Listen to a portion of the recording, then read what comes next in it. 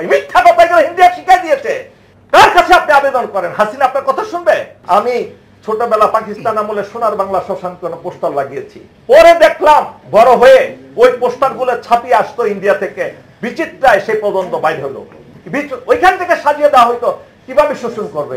আপনার কাছে টাকাই নাই, আমার কাছে পকেটে টাকা নাই, আমাকে কিভাবে শোষণ করবে?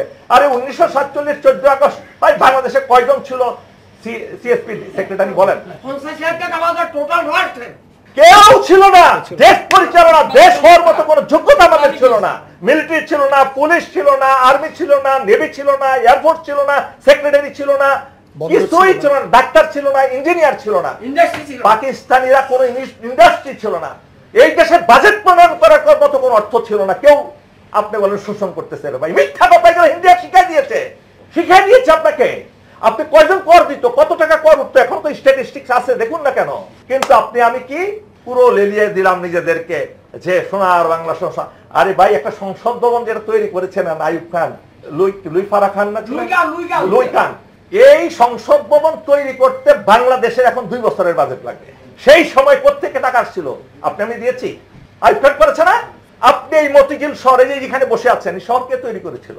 আরে ভাই তৎকালীন পাকিস্তানের বেস্ট পসিবল সিএসপি অফিসার ছিলেন মাদানী সাহেব। মাদানী সাহেবকে আইয়ুব খান নিয়ে আসলেন, ডিআইটি করলেন, এই ডিআইটি ঢাকা ইমপ্রুভমেন্ট ট্রাস্ট।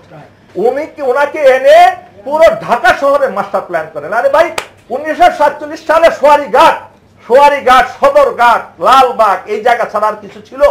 কিছুই ছিল না। আমি তো ঢাকার সন্তান রে ভাই, ঢাকার সন্তান। এখন বলুন আপনার কার কাছে দাবি দেওয়া পেশ করছেন?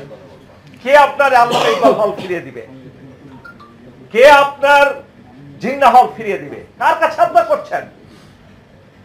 আজকে নিজেকে জিজ্ঞেস করুন প্রিয় ভাই বোনেরা, কেন 1947 সালের 14 আগস্ট দেশ প্রতিষ্ঠা হলো দুটো, একটা হিন্দুত্ববাদের উপরে, আরেকটা হলো ইসলামী আদর্শের ভিত্তিতে।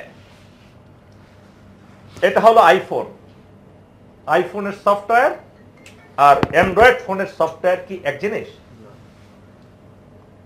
ঠিকই তারা অ্যান্ড্রয়েড ফোনের সফটওয়্যার দিয়ে তাদের দেশ চালাচ্ছে, তাদের আদর্শ অনুযায়ী দেশ চালাচ্ছে সেই 15ই আগস্ট থেকে 1947 সাল থেকে। কিন্তু আপনার আমার মুসলমানরা, গরু খাওয়া মুসলমানরা ইসলামী আদর্শ থেকে বহু যোজন দূরে চলে গেছেন। হ্যাঁ, আমি বেশি বলে ফেলতেছি, অনেক বক্তা ছিলেন, আমি শেষ করে দিচ্ছি। তো দেখুন প্রিয় ভাইরা আমার, সারাদিন বক্তৃতা দিল শেষ হবে না, এই বক্তৃতা দিয়ে কোনো লাভও হবে না যতক্ষণ না পর্যন্ত আপনি আমি আমাদের নৈতিক চরিত্রটা আমরা বদলাইতে পারি।